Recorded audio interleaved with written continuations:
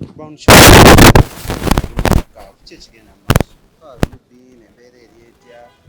I'm very fine. Absolutely fine. Yes, I'm very fine. Bw'otyo gwe bw'okiraba naye nga ndi fine mukama y'amanyi.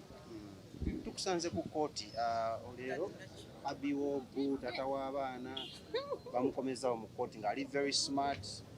Yeah, he's very smart as usual. Kati kye tulina okukola kumusabira aveeyo. Mukama amusimulule.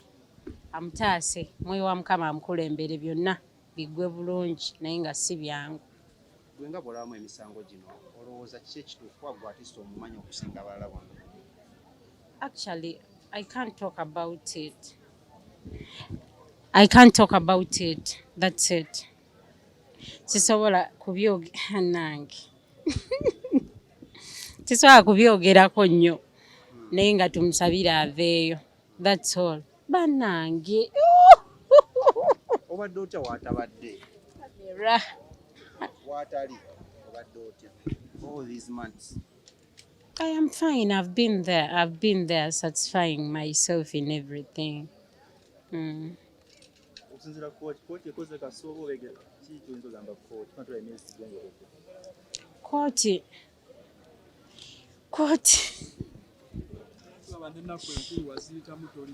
yeeye bannange lwaki mukikuza nnyo anko tokuza nnyo mbeera saagala ogikuze nnyo naye nga tisabajja kuvaayo. kituufu yakulekera olubuto abasinga dirayitinga ku social media muno yakulekera olubuto. How true is this? Abantu baagala okumanya oba kyekikwese ku kkooti oze kunona buyambi bwa lubuto.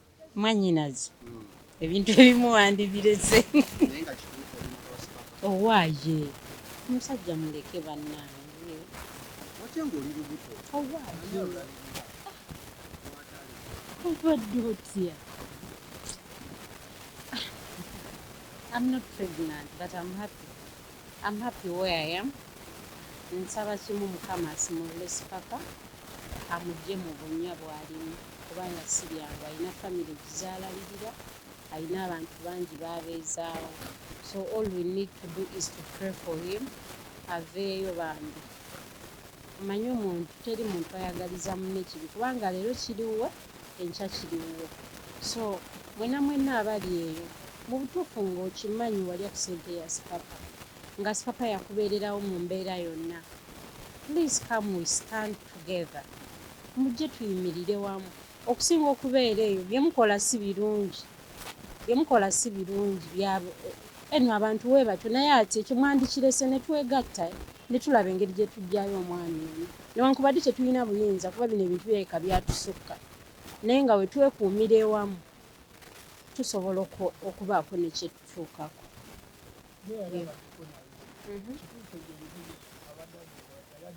Actually saagala nnyo okugoinga deep into his life kuba mmaze ebbanga nga siri naye mbadde simulaba simanyi nnyo bikola ki bimukwatako naye kyensinga okumanya mu mutima gwange kiri ekintu kimu nti muntu mulungi.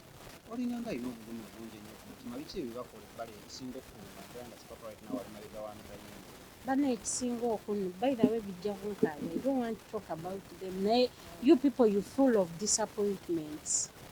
Bantu mwe Sipapa ababeereddewo nga oggyeko naffe kuba ffe tumaze ebbanga tuliwo naye ababeereddewo mu buli mbeera ye muntu gw'okubira essimu ng'olina ekizibu n'addukirawo naye mwenna mwesuuliddeyo gwannaggamba you don't care temwagala kumanya mwamala okulya ssente ze byaggwa naye ate mwandimubeereddewo mwandiyimiridde wamu naye.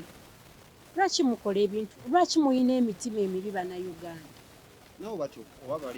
Mutya ki kyemugamba ffe tetutya kukwatibwa? Mumanyi ssente nnyinza n'obbamenya wano mulidde ssente z'omusajja oyo naye temusobola mubeererawo yadde. Abayimbi muli bangi abantu muli bangi they are public figures mulidde ssente ya Sipapa naye not even one day lwe mukwate kubo mujje ku kkooti. Really? Banne twebeereremu leero kiriwo enkya kiriwo ojja kufuna obuzibu nga Sipapa yalina okukuyamba naye ng'ate tewamubeererawo. oba bagendayo mukomera mu kutunga tetubalaba mukwano I know Sipapa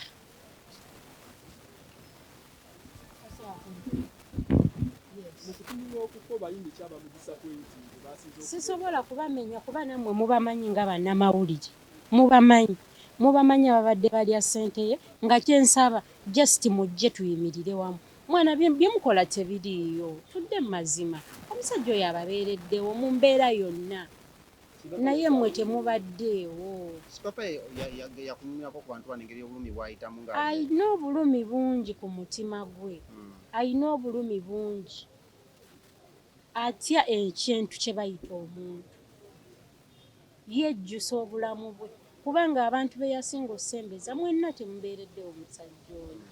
bantu bakikwa kye bapromota bayimbi bantu bonna Sipapa talina gwatabeereddewo olaba abeereddewo babooda bakukkubo abatunda emigaati. How about those people, the public figures, the people you know? Ne bwe baba tebamanya nnaku za kkooti eruzira tebasobola kutuukayoko. Omanyi buli lwolaba oyo omuntu ng'ali mu buzibu bwe buti addamu amaanyi ayina banne. You get my point. Nemmwe buli waawo mwena naye temuli ssaayo yadde olunaku eruzira mumulabe. Lwaki mumulabira wano? Mumulabira wano because you need something from him. Mwagala kuwa bantu wayogenzeke owaayi olubuto oyagala bw'oba oyagala kumpasampasa tofa ku bya migugu gyange oyagala wasa lubuto. Towali buzibu ne wemba nduyina olubuto lubi bane bantu mmwe omusajja mmuleke bambi. Gw'osinze okuba ng'obeera nnyo ku kkooti kino olina ky'obaza nti avuddeyo n'akuwa ku $7,000 gye bagamba oba naawe oliwo just wakuba muno okyaliyo akatima akayagala okumweddiza. Ekibuuzo nga kinene anko anti kiddemu kubanga kyekyalo kyebagala owulira. Mwannyina ebintu ebikuleetera obuzibu tewandibirese. Wandiyagadde okudda Sipapa singa abavudde mu nsonga zino. Sipapa is my friend. Mwe mulaba nga ffe abaali bayawukana era mwe ne muteekawo barriers between us. But he's my friend. He was my best friend and until now he's my friend. Tewali agenda kimenyawo, tewali agenda kijjawo. Bantu kyabasinga okulya ssente Sipapa abo olinako obusungu. Siyina gwe nja kumenya naye nga bo beemanyi nti bandize ne bamubeererawo. Ebintu ebyo mbadde nine bamusiba ne mukyala we akazaala yakasuula ng'omukyala omutatu kitegeeza ki eri omukyala nakawere oba nakazadde w'eggwanga. Kibi nnyo era kyennyamiza kubanga omukyala ye nga ye talina kyamanyi omukyala ye nga ye tebiina yenna we bimukwatirako. But unfortunately mukama bw'atyo bwe yakola ki bwe yagera and we feel sorry for the baby kubanga yali yakazaala nekye tulina okusaba kiri kimu mukama asaasire baveeyo. Ebibuuzo nga bingi.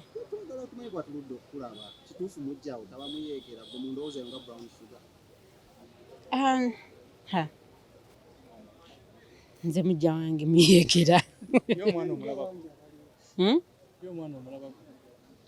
Omwana mmulabako. They are fine.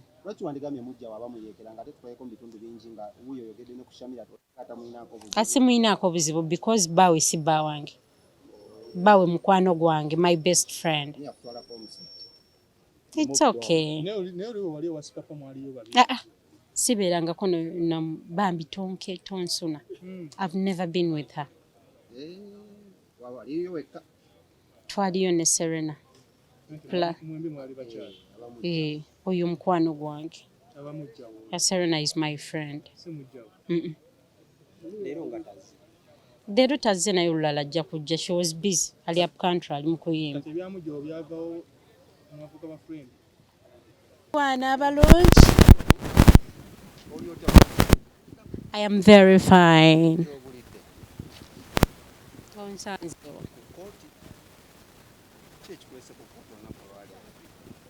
My sina na byakwogera.